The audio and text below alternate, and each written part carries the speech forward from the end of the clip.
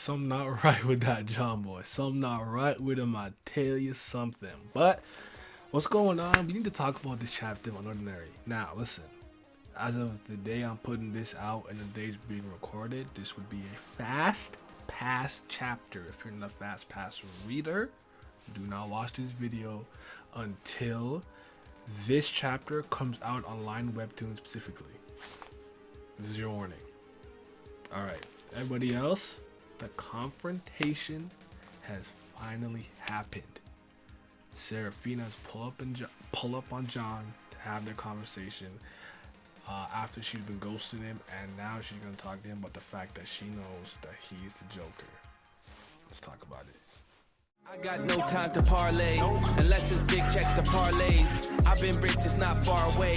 Light the spliff and I stargaze. Consultation with the constellations. They said the world was in a dark phase. It got me desperado for protection. Carry big strap in a guitar case.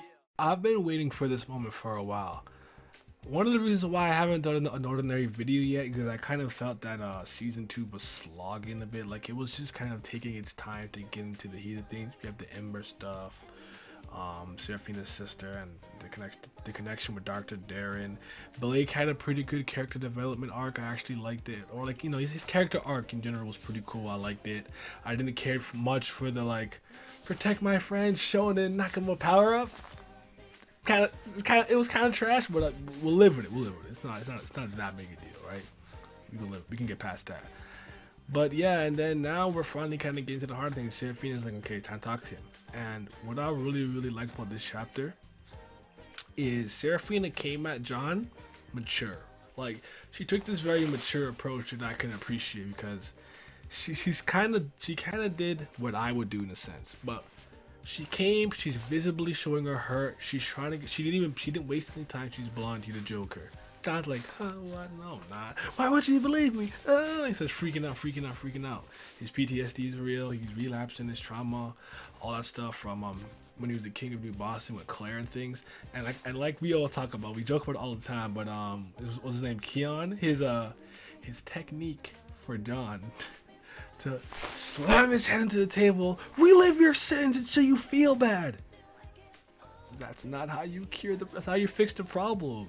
His dad, the book, we hope that helped, but at some point when you put somebody back in that situation, they're gonna relapse, and this is what happened to John.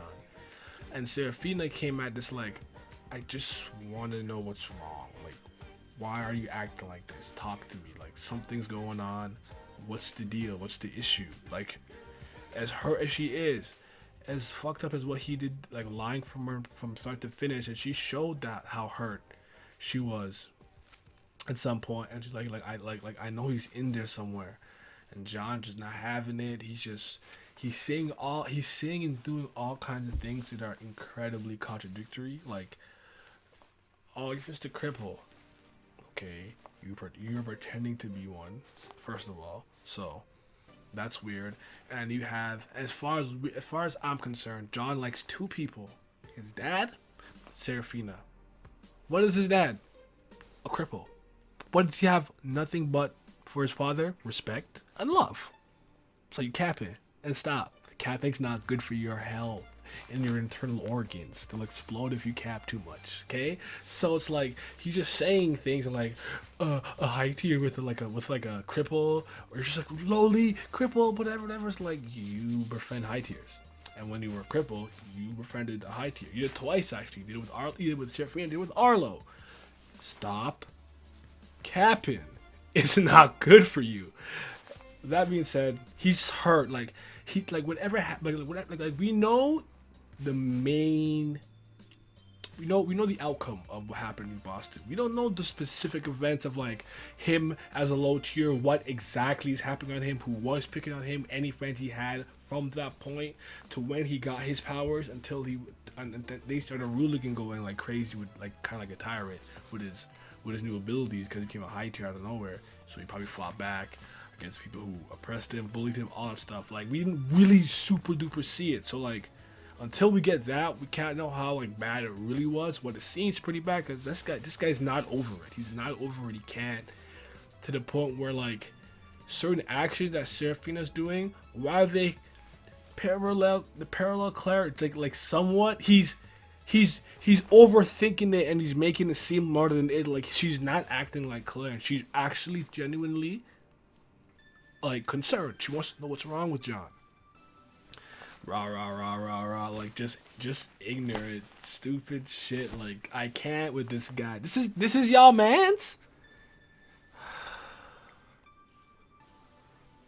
I can't. I don't know, and it's just not getting better. And if she can't talk any sense to him, because Arlo's wish was like, yo, if anyone could like make this guy stop, it's you. And it doesn't seem like it's gonna work. I don't know what's gonna happen to 174. But I do like how it started. I like how also Seraphina stood her ground. She came with like, she came stern, like not overly aggressive. Like, but why'd I do that? It was like overly aggressive, but she came kind of like, because John was saying some shit, and Seraphina would just be like, okay, but she would just give him an example, like, you did this. So what's the deal with that? So why would you do this? Oh, you wanted to show them blah blah blah. Okay, now what? The school's even worse than it was before. What's the point of this now? Like, what are you doing? Like calling him out on all his bullshit, all of it, all of the bullshit things he's doing. She's calling him out. You love to see it. You love to see it. The downfall of John Doe.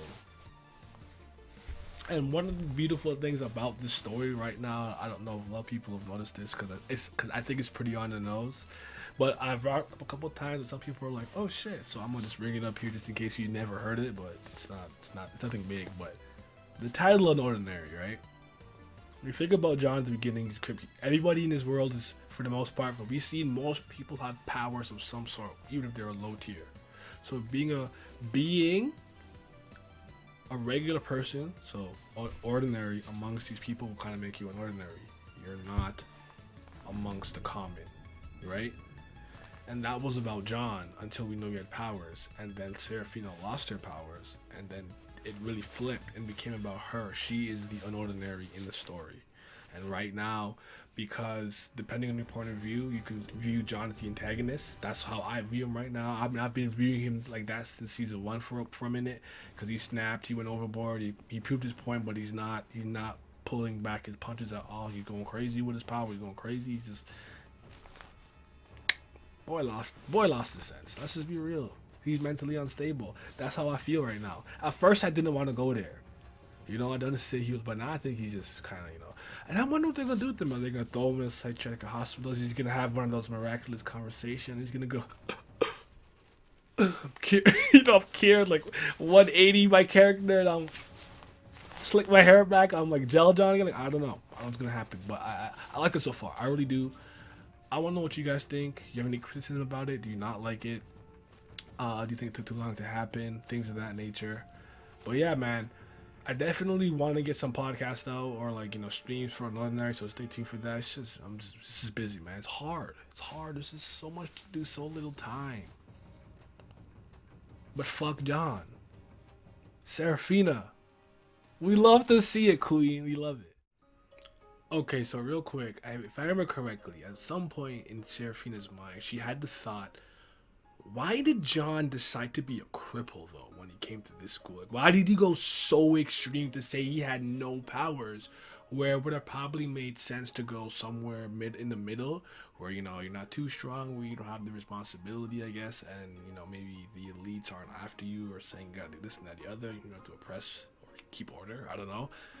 And you're not too low that you get bullied. You'll be somewhere in the middle, like a 5. Like, you're pretty good as a 5. You'll be okay, I think. I think 5 might be a high tier. I don't know. I don't remember. But you get what I'm saying. And I always thought that. And some people, I think, when I brought it up, thought that John was one of those people that knows that like an alcoholic, they're gonna drink way too much. And the only way for them to not drink too much is to just not drink at all. They can't moderate. They can't have a sip or a beer over here and there. They'll just go crazy. And they're saying that John had to just not use his powers at all because he doesn't have that control. Let me know what you think, though. I just want to bring that part up again because that was interesting.